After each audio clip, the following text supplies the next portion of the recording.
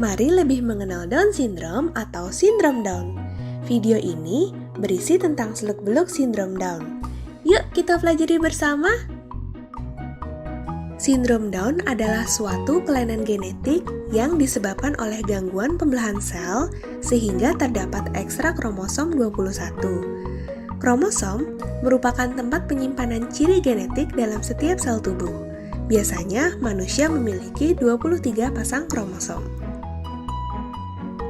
Terdapat 3.000 hingga 5.000 anak yang lahir dengan sindrom Down di setiap tahunnya. Dan WHO memperkirakan terdapat 8 juta penderita sindrom Down di seluruh dunia. Dan pada tahun 2015, angka penderita sindrom Down di Indonesia adalah 1,24 per 1000 kelahiran hidup. Secara umum, terdapat 3 jenis sindrom Down. Yang pertama adalah tipe klasik yang menyumbang lebih dari 95% kejadian sindrom Down. Pada tipe ini, terdapat ekstra satu salinan kromosom 21 yang diakibatkan oleh kegagalan pembelahan sel. Tipe klasik ini tidak diturunkan oleh orang tua. Namun, salah satu faktor risiko terjadinya tipe ini adalah usia ibu yang lebih dari 35 tahun saat sedang hamil. Semakin tua usia ibu saat hamil, maka akan semakin tinggi pula kemungkinan melahirkan anak dengan sindrom Down. Sebagai contoh, pada usia 40 tahun, risikonya adalah 1:100 untuk mempunyai anak dengan sindrom Down. Kedua adalah tipe translokasi yang menyumbang 2 hingga 3% dari kejadian sindrom Down. Pada tipe ini terjadi perpindahan sebagian atau seluruh kromosom 21 ke kromosom lain, misalnya kromosom 14, 13, 15, dan kromosom 21 sendiri. Pada umumnya, sindrom Down adalah penyakit genetik yang tidak diturunkan dari orang tua. Namun, tipe translokasi ini dapat diturunkan dari orang tua. Yang ketiga adalah tipe mosaik yang memiliki angka kejadian kurang dari 1%. Pada tipe ini terdapat kombinasi jumlah kromosom pada sel-sel tubuh.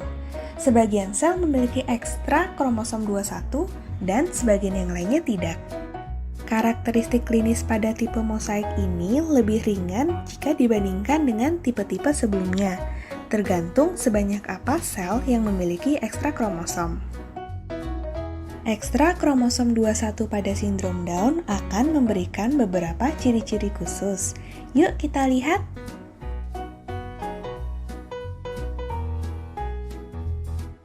Dapat ditemukan kepala kecil, mata sipit dengan kelopak terangkat ke atas, hidung yang pesek, lidah tampak besar, telinga kecil dan rendah, leher yang pendek, garis telapak tangan tunggal dan lurus, ada celah antara ibu jari dengan telunjuk jari kaki, dan adanya perawakan pendek. Pada beberapa anak, sindrom Down juga dapat memberikan masalah kesehatan. Masalah kesehatan itu antara lainnya adalah masalah pada jantung, misalnya penyakit jantung bawaan, masalah pencernaan, misalnya sembelit atau susah buang air besar, gangguan penglihatan, contohnya sumbatan saluran air mata, mata juling, atau mata rabun. Selain itu, dapat pula terjadi gangguan pendengaran seperti kurang dengar, masalah pada kelenjar gondok, misalnya kekurangan hormon tiroid, atau dapat terjadi kelainan pada darah. Jika anak tampak memiliki ciri-ciri dan masalah kesehatan tersebut, bawalah anak ke dokter spesialis anak untuk mengetahui apakah anak memiliki sindrom Down atau tidak. Selain itu, jika ingin mengetahui tipe sindrom Down mana yang terjadi pada anak, dapat dilakukan pemeriksaan kromosom. Lalu apa ya yang dapat dilakukan untuk anak sindrom Down? Yang pertama, kontrol rutin ke dokter untuk mengetahui adakah masalah kesehatan serta mendapatkan pengobatan dan penanganan yang sesuai dengan kondisi anak. Selanjutnya, kita dapat mengenali dan mengembangkan potensi anak. Misalnya, anak suka melukis, menggambar, anak suka bermain alat musik, anak suka menari, suka berolahraga, dan potensi-potensi lainnya yang dapat dikembangkan.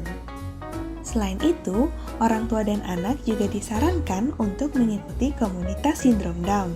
Di sana, anak dapat berinteraksi dan lebih mengenal anak-anak lainnya dengan kondisi sindrom Down yang dimilikinya. Terima kasih telah menyaksikan video ini.